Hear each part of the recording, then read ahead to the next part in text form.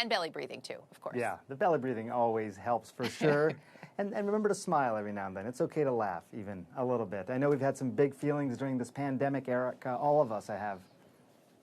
That we have. And joining us now to talk more about those big feelings that both kids and adults are having around back to school, please welcome Akimi Gibson, who's the Vice President and Education Publisher at Sesame Workshop. That's the nonprofit organization behind Sesame Street. And Talia Filippelli, a clinical social worker and the founder of Star Therapy. It's great to have both of you with us this morning to help us tackle our big feelings.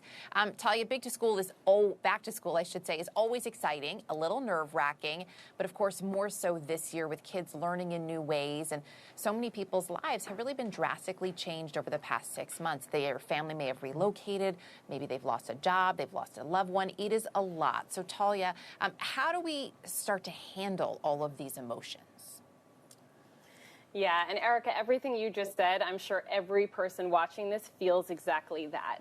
You know, my take-home message for all of the parents that I work with, and I hope that will be the take-home message today, is that what we're going through right now, we need to reframe it. We need to think a little differently about what we're facing. So rather than seeing this as a huge problem, let's reframe it and talk about it as a challenge. You know, if you're like me, when I think problem, I think, ooh, I get intimidated, I get scared, I wonder if it's going to be permanent.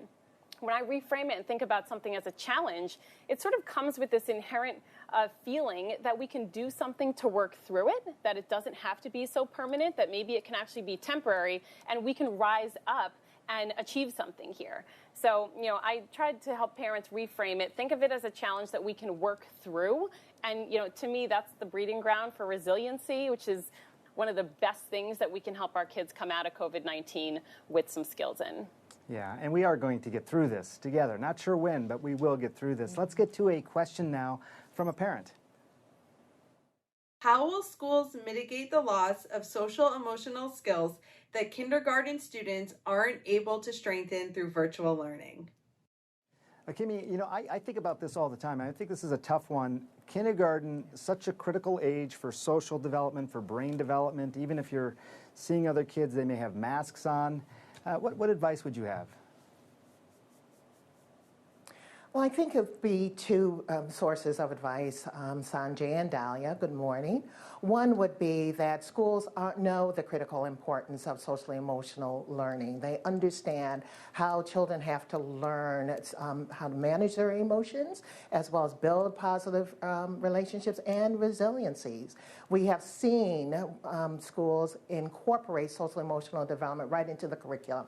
Inside their literacy curriculum is everyday routines of learning. We've also seen schools reach out to families and bring in families as partners in social emotional learning. So as we just seen Rudy and Abby exemplify for us, those everyday moments are indeed building these critical skills.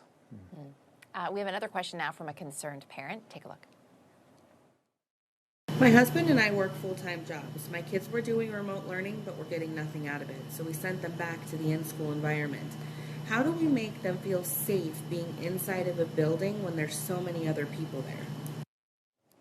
So Talia, how do parents go about protecting their kids, reducing their anxiety? We know schools are doing a lot to help reduce that, but parents play a role here too. Yeah.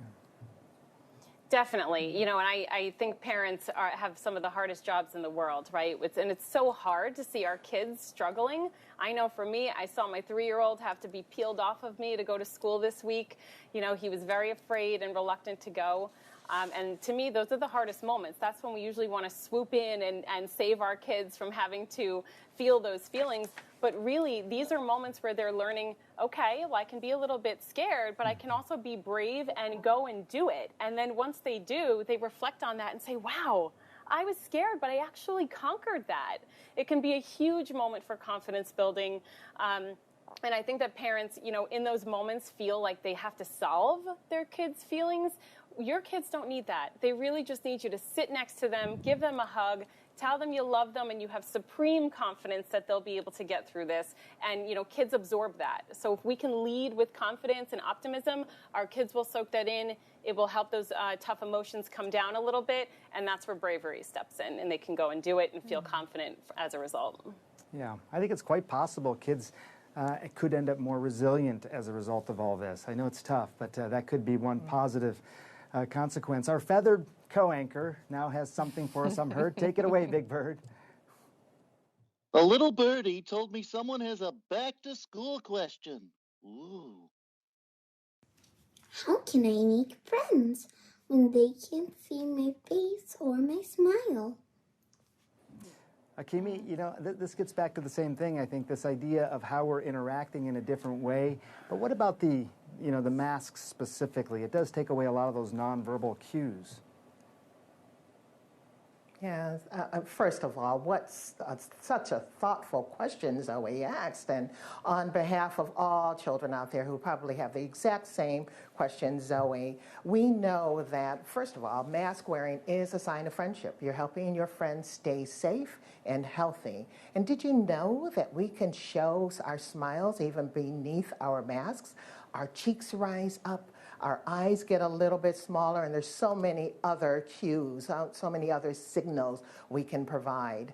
And a couple of other tips there, Zoe. One other tip is maybe there's a new way to greet your friends. Maybe it's a virtual and air high five or an elbow bump. And potentially my favorite one is using your kind words, inviting your friends in to play a game with you.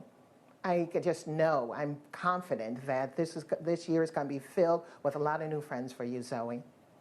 Oh, I love that. So reassuring. You know, with kids going back to school, with parents working, staying connected, as we know, is more important than ever. So here with a message on keeping your family connected is Daniel from Sesame Street.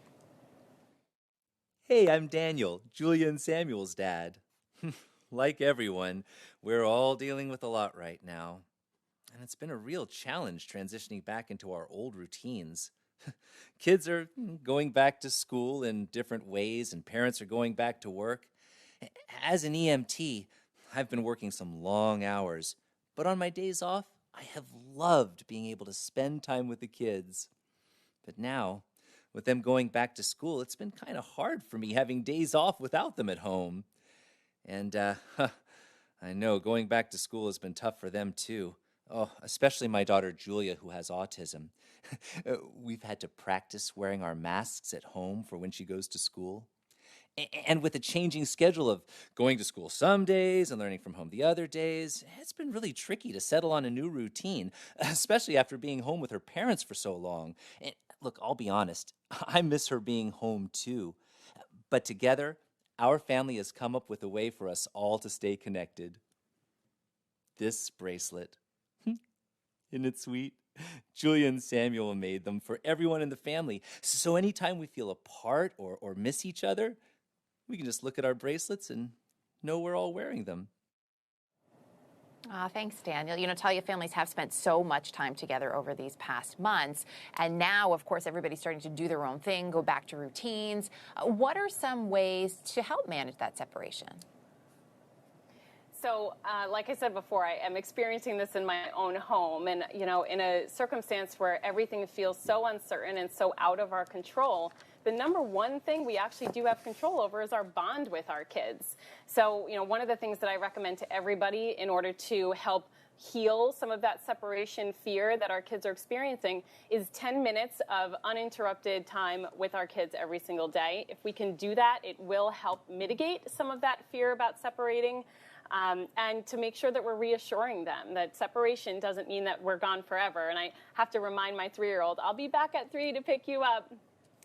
You know, in the video, too, they talked a little bit about maybe an item that your child can take with them that they can keep in their backpack that helps them feel connected to you. Something small, something that's not a big distraction, but that can kind of live in their backpack with them when they go to and from school is a great way to help mitigate that feeling.